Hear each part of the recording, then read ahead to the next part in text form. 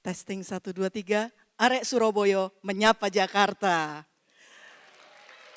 Selamat siang generasi emas Indonesia. Kiprah perdana saya di jagat manusia waktu saya lahir di Surabaya tahun 70.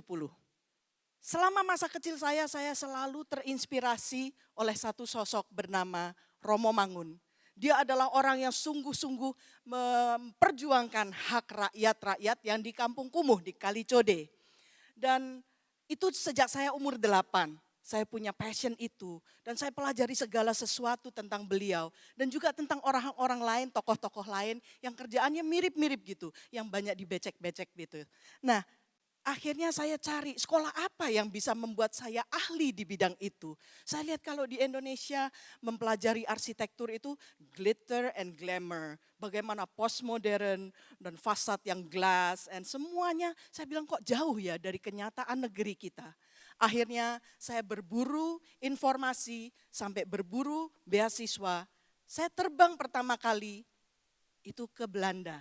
Berburu beasiswa S1 di bidang arsitektur, dan S2 di bidang restorasi kampung kumuh dan pedalaman. Akhirnya sempat mengikuti akademi S3 meskipun belum selesai sampai defense untuk mempelajari rusun yang ramah manusia, bukan hanya ramah lingkungan. Akhirnya setelah di Belanda sekian tahun dan saya sedang mengerjakan tesis saya, waktu ke Belanda itu saya pikir terbang pertama kok ke Belanda ya, bukannya ke Jakarta. Tapi itulah akhirnya benua kedua yang saya injak adalah Eropa, sedangkan benua ketiga yang saya injak adalah Afrika. Anak-anak yang berkeleleran di jalanan, anak-anak yang di-abuse dari banyak pihak, anak-anak yang sudah tidak dipandang lagi. Di Kenya saya berkarya, 4 bulan saya berkarya untuk mencoba bagaimana sih merestorasi anak-anak yang sudah abuse, yang sudah kena narkoba dari kecil, sudah kecanduan lem sebagai gantinya narkoba. Dan yang saya tawarkan adalah bermain sebagai anak. Karena mereka sudah dieksploitasi, suruh jualan, dari jualan koran sampai jual diri. Itu mereka sudah tidak kenal lagi apa itu namanya being a child. Anak-anak Indonesia itu sangat-sangat beruntung sebenarnya. Bahwa mereka masih punya masa kecil. Tidak separah di negara-negara Afrika atau Latin Amerika. Ini murid-murid saya ajak mereka bermain. Dan saya ajak mereka belajar bahasa Inggris, belajar di pinggir jalan sebenarnya. Karena kalau diajak ke dalam ruang kelas nggak bakal bisa. Karena seringkali otak mereka sudah demikian dirusak oleh narkoba dan terutama dirusak lem. Ya, seringkali anak jalanan itu profesinya apa? Tukang semir sepatu, tukang reparasi sepatu. Karena ada lem di situ dan lemnya itu yang mereka hisap sebagai ganti narkoba dan juga sebagai peredam rasa lapar. Seringkali saya mengajak mereka mancing di Lake Victoria, waktu itu di perbatasan Kisumu ya, di danau yang begitu besar. Akhir-akhirnya jarang kami berani makan ikan tangkapan kami sendiri karena waktu itu sedang masa perang saudara Hutu dan Tutsi, jutaan mayat itu dicemplungin ke Lake Victoria. Kalau kita nangkap ikan, kadang masih ada kuku, ujung jari yang belum bisa dilenyapkan. Ada satu cerita waktu saya lewat jalan itu cuma 200 meter. Di trayek jalan seperti ini. Itu begitu gelap, bahkan saya itu tidak melihat tangan saya yang di depan mata. Saya hari itu tidak bisa melihat apapun karena tidak ada bulan sama sekali. Tapi saya melihat ada kawanan perampok yang duduk di pinggir jalan. Saya lihat ujung rokoknya menyala. Saya sudah deg-degan sekali, mau balik toh mereka sudah lihat saya. Mau jalan terus pasti jadi korban karena minggu-minggu itu orang dilucutin sampai yang tinggal pakaian dalam terakhir. Dan bahkan minggu itu pula ada rohaniwati yang dilucutin dan sampai dilecehkan. Mereka sudah lihat saya, akhirnya saya malah mendatangin gerombolan perampok itu. Saya mengikuti apinya, saya bilang, saya ini takut loh jalan cuma 200 meter. Berani enggak kalian nemanin saya? Kalian takut enggak? Soalnya kan ada kawanan perampok yang sedang mengincar daerah ini. Kalian dengar enggak di koran? Saya sama gemeter, mereka juga diem, bingung gitu. Akhirnya saya disuruh duduk ngopi sama mereka, saya disuruh duduk ikut makan samosa gorengannya mereka. 10 menit cerita-cerita, dia bilang ini Cino tekondi gitu ya. Terus saya bilang mereka tidak banyak melihat orang Cina. Mereka juga teriak-teriak Chinese, Chinese, Bruce Lee gitu ya. Terus saya bilang bukan Chinese, tahu nggak ada suku Masai, suku warrior ya. Saya lalu bilang, Mimi si Masai mesunggu, saya ini orang Masai yang albino. Terus mereka tambah kagum lagi. Terus, tapi kejadian itu membuat saya terperangkap dalam satu kekaguman. Hey, saya bukan dimangsa mereka, tapi saya bisa bersahabat sama mereka. Minggu-minggu berikutnya, karena saya tinggal itu 4 bulan di berbagai macam kampung kumuh. Dan saya sampai dikenal, oh itu Masai Mesunggu, Masai Bule itu. Dan mereka kagum banget, saya bisa friend sama preman-preman, sama perompak. Makanya waktu di Indonesia tahun 2013 ada kegerakan nelayan yang sedang menolak proyek-proyek dari pemerintah dan teman saya mau dibunuh. Teman saya akhirnya bilang sama saya, Pauline, kami ini hampir dibunuh tadi. Waktu sosialisasi untuk Muara Angke, untuk rusun tematik nelayan. Padahal ini bagus sekali proyeknya. Tapi entah bagaimana mereka tidak mengerti waktu saya ceritakan, waktu tim arsitek yang dipilih oleh Pak Gubernur Jokowi saat itu kok rakyat seperti langsung menolak. Pauline kamu kan sering hampir dibunuh, nyaris-nyaris, tapi nggak berhasil. Mau nggak nyoba sekali lagi negosiasi? Terus itu saya di Belanda ya, di Belanda. Terus saya pikir, oh iya benar juga. Beginner's luck ya mungkin ya. Terus saya minta restu suami saya, dia ada di sana. Saya minta restu juga kedua anak saya, terus diizinin lagi. 1 minggu setelah kejadian ini, di mana teman-teman saya dikepung hampir dibunuh, di Muara Angke dikepung, jangan gusur bisnis kami, jangan gusur pemukiman kami. Padahal sebenarnya itu mau digeser 5 meter, dibikinin rusun tematik nelayan yang jauh lebih bagus. Saya bilang bagaimana ya kok bisa miskom seperti ini. Akhirnya saya datang, meskipun Pemda saat itu melarang bahwa, Bu, jangan negosiasi. Mereka sudah bersenjata, sudah tanda tangan dengan darah. Timnya ibu aja udah hampir dibunuh. Kami juga nggak berani, karena kalau turun dengan TNI, Polri, Satpam segala, pasti ada pertumpahan darah beneran dan bukan darah dari jempol ya. Jangan negosiasi Bu, kami tidak mau memberi tempat di ruangan Pemda karena kami tidak bisa menjamin nyawa ibu. Terus saya bilang nggak apa-apa, toh saya sudah di sini, saya punya yang menjamin di dunia dan di akhirat, saya bilang gitu. Dan saya berani menjamin Bapak juga. Lalu saya datang, saya negosiasi, tidak dikasih tempat di Pemda pun, saya minta di musola. Mana sih yang katanya preman-preman yang mengerikan? 60 kepala-kepala kelompok masyarakat di situ dihadirkan untuk menjumpai saya. Tapi saya tidak menjumpai preman, saya menjumpai orang-orang yang terluka. Seperti saudara lihat, wajah-wajah itulah yang sudah puluhan tahun menderita dan dilakukan pembiaran oleh pemerintah. Sehingga mereka makin terpuruk, tinggal di pemukiman yang tidak manusiawi. Dari mereka bersenjata sampai berurayan air mata, saya ada di situ menahan tangis saya. Saya ditantang, siapa ibu? Dibayar siapa? Di backing jenderal siapa? Terus saya bilang, tuh kan enggak ada jawaban semua, berarti saya memang enggak dibayar. Enggak ada siapapun yang membayar saya relawan, saya hanya ada di sini, hanya menunggu untuk menegosiasikan. Dan saya hanya berdiri di sini karena amanah. Saya tantang mereka, coba apa yang kalian perjuangkan sebenarnya? Dengan demo, dengan marah, dengan protes macam-macam. Inikah yang kalian perjuangkan? Bahwa anak-anak Muara Angke ini mendapat fasilitas permainan by the sea gitu ya. Jangan pikir kalau negosiasi itu harus, oh baik-baik.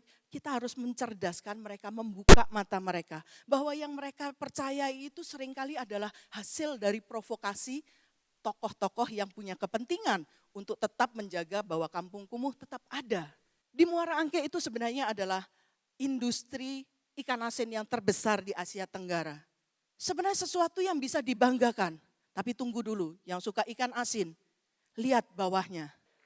Saya itu suka banget ikan asin. Kalau saya udah makan ikan asin, nasinya bisa 2 piring, tukang becak kalah. Daerah sini anjlok terus tanahnya. Kadang bisa sampai 1 meter per tahun. Sehingga mereka harus menimbun dengan apapun. Sampah, bongkaran bangunan, tapi juga maaf kata sampah dari individu-individu yang harus melepaskan hajat di situ. Inilah yang mereka pertahankan. Dan mereka katakan, mereka akan berjuang sampai titik darah penghabisan supaya tidak digusur. Saya tanya, emang yang mau gusur siapa? Yang mau geser, beda satu huruf. Terus saya bilang, dan lagi pula dari generasi ke generasi, seringkali mereka sudah 4 generasi di situ. Apakah ini yang benar-benar kalian persembahkan kepada generasi penerus kalian? Hei lihat, sampahmu itu melanglang buana loh, membentuk benua-benua baru. Tapi lihat masa depan dan impian anak-anakmu, generasi penerusmu itu terdampar di sampah-sampah itu. Terus mereka bilang, iya benar juga ya. Ya memang. Saya bilang padahal Pemprov DKI yang memberikan fasilitas ini, rumah susun yang didesain oleh sahabat saya. Dan itu benar-benar dipikirkan tematik untuk nelayan. Tapi mereka lebih suka untuk mempertahankan bahwa anak-anaknya hidup di lingkungan yang tidak sehat. Nah setelah saya sodorkan fakta-fakta itu, saya bilang, lihat ini reserve air minum, air bersih kalian tuh, Waduk Angke, ini 3 tahun tidak diangkat sampahnya. Dan jangan pikir itu cuma ya di permukaan, bukan, ini bukan minimart, tapi ini 1 meter ke bawah masih tetap sampah. Ini reklamasi yang sesungguhnya mungkin ya.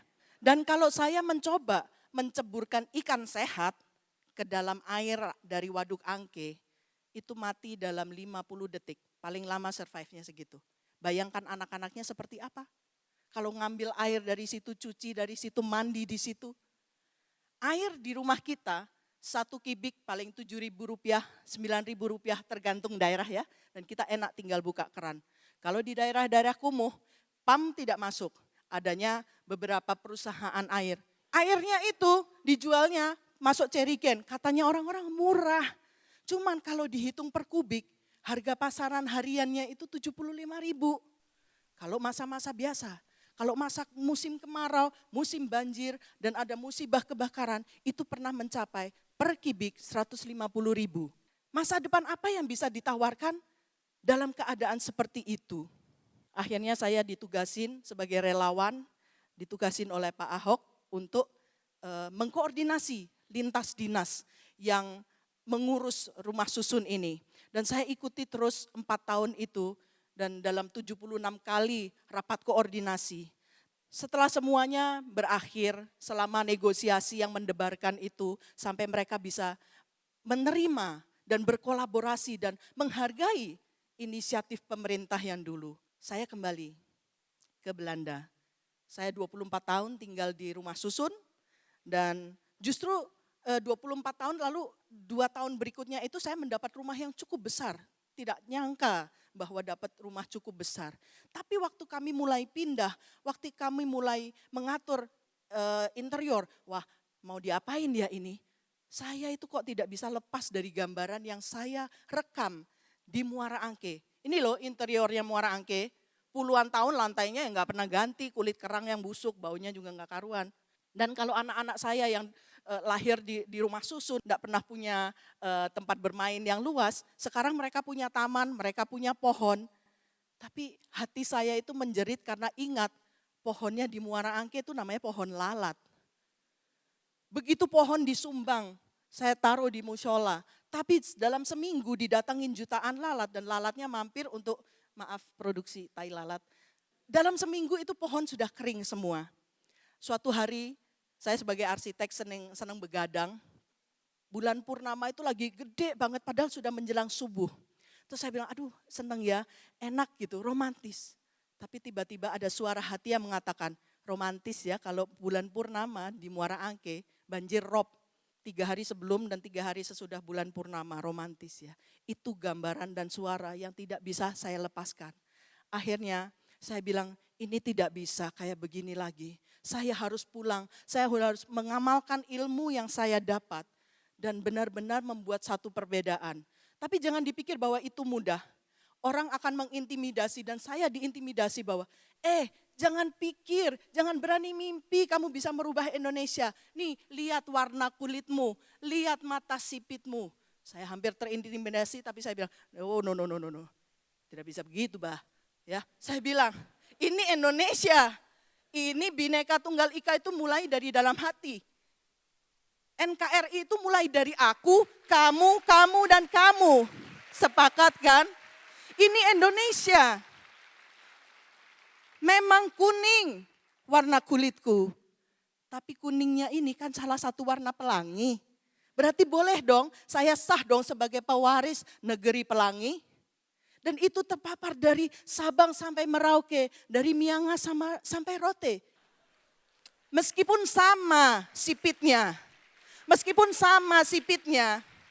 tapi sipit saya ini, sipit yang berlinangan air mata, waktu menyaksikan Yola Primadona dan atlet-atlet lainnya mempersembahkan medali di Asian Games. Dilihat etnis, sama sipitnya, sama bangsa Tiongkok.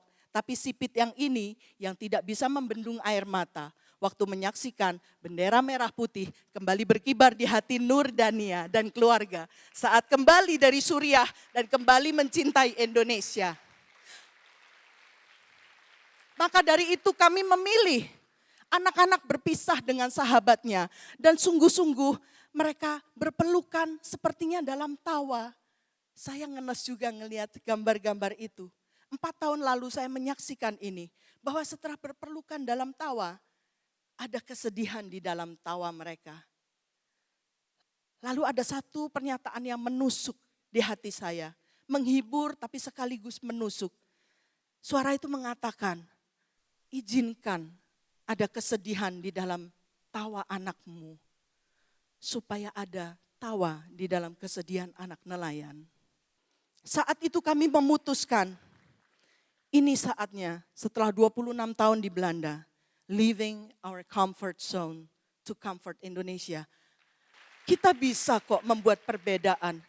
Dan saya yakin inilah amanah jagat manusia. Barang siapa yang takut kehilangan hidupnya, takut mengorbankan hidupnya, takut mengesampingkan hidupnya, itu seperti benih yang tidak mau ditabur. Pernah tahu ada padi yang tidak mau ditabur? Enggak pernah ada padi yang protes. Tapi semuanya meletakkan hidupnya, masuk dalam kegelapan, masuk dalam hina ya, masuk dalam tanah seperti mati. Dan untuk memberi tunas, untuk memberi makan bagi seluruh dunia. Terima kasih untuk sudah menginspirasi dan terima kasih sudah terinspirasi. Cintai Indonesia terus. God bless, God bless.